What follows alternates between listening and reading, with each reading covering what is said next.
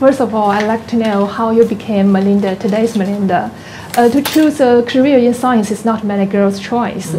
Did you inspired by anyone to choose computer science at Duke University? Well, thanks for having me, first of all, Summer.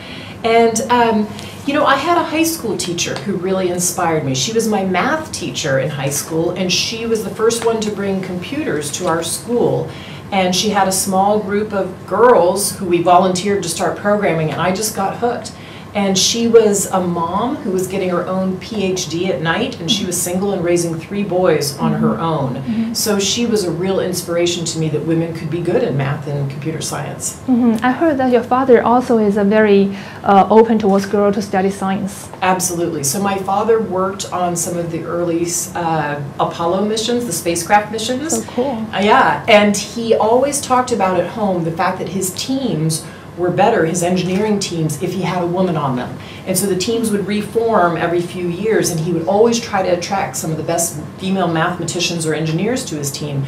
So he completely thought that his 2 daughters, there were 2 girls in my family and then 2 boys, he thought the girls could equally be as good in the sciences as the boys could be. Oh, it's a very good family environment, but what about the workplace? I heard that you were the only one MBA student who entered Microsoft. There are 10 MBA students at that time.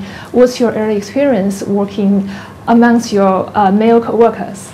Right, so in 1987 they had hired their first class of MBAs at Microsoft. There were 9 men and me. But you know, my experience was actually very positive. I had worked around a lot of men in computer science. It was mostly all young men in college coding. And I had had that experience already, so it wasn't that different, to be honest, when I went to Microsoft. And what I learned to hone at Microsoft were my management talents. And I realized again that I really believed in these collaborative teams that had males and females on them, and that it was all of us pulling together towards a joint goal that we could create the best software. But what do you think about nowadays the environment in Silicon Valley? We all know that it seems not that equal, the male and female co-workers. So what do you think of that? Yes, so when I was in computer science in the late 1980s, graduating from Duke University, women were on the rise in computer science, just like in law and in medicine. And today, if you look at the legal profession or the medical profession, we graduate in the United States about equally, men and women, from law or medicine. But computer science was on the rise, and then it went down like this. And I think there are a whole host of reasons for that. Starting all the way in grade school, we don't role model for girls that they can be good in computer science. We don't show them that they can be good coders just when they start to kind of lose their confidence. We know girls lose their confidence in middle school and gain it back in high school. So I think we have to do more at grade school, middle school, high school, college, and the tech sector needs to be more welcoming to women, because they have to look at the sector and say, that's too. And I think the technology jobs are some of the best jobs in society, so we need to fix this for young women. Exactly, and there are studies showing that into girls and women have a great returns, but it's different from developed countries and developing countries. Do you have similar experience, and why do you think there's a gap there? Well, I believe that we need to invest in women all over the world, because women are the center of the family and they're the center of society. And so we know if you invest in a woman's education, she's going to also invest in her daughter's education. And when you educate a girl, you're educating everybody else, because she will start to lift her family out of poverty. We have great statistics about this all over the globe. And I think some of the reasons, though, we don't invest in women equally in some of the developing world nations is we don't actually have very good data. We don't go and really ask women and girls about their lives. And so we need to invest in better data so we actually know what investments to make on behalf of women and girls that will help them lift themselves and lift their whole families out of poverty. And you spend a lot of time in Africa, so did you talk to those women, and what did they tell you? Yes, so I spend, I'm in Africa 2, 3, 4 times a year, and I talk to women often. So I not only do important government meetings and civil society meetings, but I go out into remote villages, I go into the slums very often to talk to women. And if you stay long enough, they will tell you about their lives. And one of the things women in Africa are asking us for are contraceptives. That is, tools that women use to space and limit the number of children that they have. And women will tell you over and over that if they can space the births of their children, they can stay in school, they can make sure they can feed their family, and they can get a great job.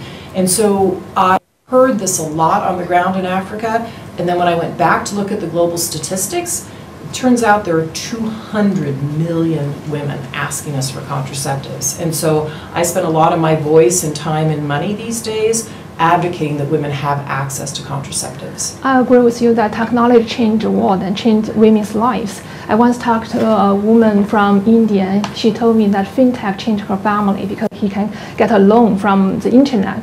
So there are a lot of technology like internet, like mobile phones. What do you think is only one thing that has the most impact? I think contraceptives have had the biggest impact. If you look at why women in the United States or Europe or Japan have been able to work, have been able to get a great education and go into the workforce, it's because they can space or limit the number of children they have. So I think that's been the biggest technology breakthrough. If you look back the last 40 years, I think the biggest breakthrough going forward is absolutely going to be the mobile phone, because a woman or a man can save a few yuan a day on their phone, and then they can buy things at the market, they can buy food, they can put their kids in school, get the school supplies. So what we can do with forward is really quite phenomenal. Fabulous. And earlier this year, I went to Seattle. I had a tour on Gates Foundation's museum. I love the museum. So what inspired you to establish the foundation in the first place in 2000 with Bill? Well, it was really the first trip to Africa that Bill and I took. We took together, and we went really for a safari, which we had a lovely time and fell in love with the animals in the savannah. But it was really the people. We came back inspired by the people, and we started to ask ourselves some questions about why is it that people can grow up in a certain way in the United States or in China or in Europe, but they can't grow up that way in Africa. And what is it that a foundation could do about that to help people live a healthy and ultimately a prosperous and productive life? And it was that trip that started us on our journey. So that's the trip, and that's from Africa. But now the foundation is quite global. So there are so many issues, challenges that need our attention. What makes you decide which to prioritize your foundation? Well, we look at where the biggest, what we call death and disability happen in the world, and that's where we focus, because if you can start with a healthy life, you then have the chance to lift yourself out of poverty. You then can grow the right things, hopefully on your farm. With fintech, you can hopefully start to save a few yuan on your phone. But if you don't start with a healthy life, you can't go on to get a great education or to get a great job. So we look at the biggest diseases: HIV/AIDS, tuberculosis, malaria, and that's where we really focus the most. And but we focus globally because those issues, diseases cross borders. We know that today. They don't know any borders, and they also affect different people at different rates in different places. And global health is one of your focus. It spends $32 billion US dollars. That's a lot of money. So that capital you pour into the global health and development has a great results. But I guess there might be some failures. So in the process, so how does these failures help you to make future decisions? Sure. Well, I think the first thing that's important to understand about philanthropy is that all philanthropy can do is be what we call a catalytic wedge. It can take pilot projects, it can take risks where sometimes a government can't or won't take a risk, it can shine light and move things forward. But everything we do at the foundation takes government money, huge government money, to scale it up. Even what looks enormous, $32 billion, that's nothing if you want to really tackle HIV/AIDS around the world or malaria. But absolutely, we are willing to take risks, and so we get failures. So if you'd asked Bill or me 10 years ago, would we have an HIV/AIDS vaccine by now, we would have said yes, and we don't. But that failure on the HIV/AIDS vaccine made us realize that we shouldn't, as we were investing with others in these individual candidates, we had to learn from every single candidate that was invested in and have a whole pool in a database where all that research was poured into so we could learn from each of those failures, and all the scientists around the globe could learn from the various failures that happen. So we learn to share a lot of data and information, whether we have a success or a failure, because that's how you move things forward. Just now you mentioned about the government. I guess that the Gates Foundation must leverage other resources like the government, like other private sectors. Can you give us an example of how you leverage other resources to help you to push forward your agenda? Sure, absolutely. Every single thing that we do is in partnership with civil society and a government. We do not have we don't have staff on the ground all over the world. So probably the best example I can give you is a public-private partnership that we helped start called the Alliance for Vaccines and Immunization. It's a huge pool of money that's private and public, mostly public. And because of that pool of money, we can go to vaccine manufacturers and say, work on diseases of the poor world, where there wouldn't normally be a vaccine market there. There's this pool of money that can pull the vaccines through. They know, hey, there's actually funding for these vaccines. So then they'll work on an HIV/AIDS vaccine or a malaria vaccine where there was no incentive before. And so that's just one example of how government funding will ultimately, it does buy hundreds of millions of vaccines that vaccine fund has purchased. And now there are over 6 million children alive because of that partnership. That's fabulous. So the Gates Foundation is quite unique around the globe. So how do you and Bill contribute to those uniqueness? Well, I think it's both the optimistic nature we have, we see where the world is going, and this ability, this belief that you have to constantly learn and constantly change, and that it's this belief in the innovations that have come and are coming along, and how do we apply those innovations in ways that can serve everyone, not just the high end of society, but absolutely everyone. So a perfect example is the mobile phone, right? There's still a pretty big gap between poor women in remote rural areas getting mobile phones. We need to make sure that mobile phones are ubiquitous and everybody gets them, because again, when a woman can get that money in her hands, if her husband gets a job and can send some yuan home, or she gets a few yuan that she's saving off of her farm, she then has her own account and her own money. And when you get money in the hands of women, it changes everything inside of her family. True. And so I think that's just one way that we try to take these innovations and make sure that they're spread equally for everybody. I'm quite interested in the optimism you have. You always say that you are impatient optimism. But facing with a lot of world problems like the gap between the rich and poor, the terrorism, the slowing down of the world economy, a lot of people tend to be very pessimistic. But why so? Why are you so optimistic? Well, I think sometimes we take the short-term crises and we highlight those on the news instead of looking at the long-term perspective. If you look at violence around the world, yes, there are some horrific places that are still violent in the world. But if you look at the long arc of history, the world is far less violent than it's ever been. If you look back and you say, since 1990, we've cut in half the number of children that die every year. We've cut it in half. Or you say in China, 700 million people have been lifted out of poverty. Yes, there are still 40 million to go, but 40 versus 700, that's a pretty phenomenal number. And so Bill and I look at that progress, and we're always asking ourselves, how do you take the lessons from that progress and how do you accelerate it on behalf of the world? And when I go out and visit families in these remote rural areas where they're not facing a disease that maybe somebody would have faced 20 years ago, or they're not getting as many episodes of malaria in their family, and they'll tell you the difference it makes, that makes me very optimistic about the world. The Gates Foundation has achieved a lot of things, and is due to the partnership between you and Bill. A lot of people say that it's very hard for the couples to work under the same organization. So how do you manage to do that? Yeah, well, sure, couples don't agree on everything, right? But I think that Bill and I have big goals that are shared goals, and we recommit ourselves to those big long-term goals, and we're both very ambitious about those goals. And so yes, we can disagree about some specifics sometimes, but what we always agree to do is to disagree in private, and then when we show up at the office, we are showed up as a unified couple. And as long as we have our sights on the long-term goals, it makes the small disagreements, to be honest, even smaller. So you did have some major arguments We've certainly had disagreements, you bet. But they're always with the intent of, are we doing the most for the world? Are we doing the very best with these resources that we have from Microsoft and that Warren Buffett has given to our foundation? Are we doing the very best with those resources? And so the disagreements are more about how much do we spend on a particular project this year versus waiting for the long-term solution. And those are nuances, and they're important to work out, though. But again, it's always with that long-term goal in mind. But what about in life?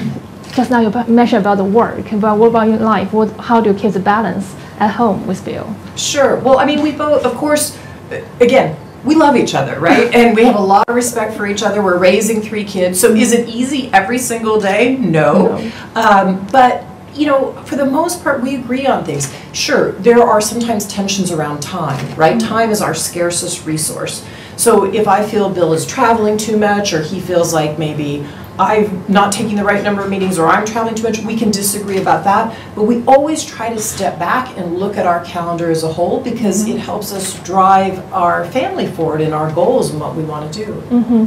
It is said that Bill talked a lot about science during your dating time. Is that true? Sure. Bill loves science, but I like to listen. And we both read a lot, and sometimes on vacations quite often we'll be reading different books, but then every few chapters we'll explain it to the other person.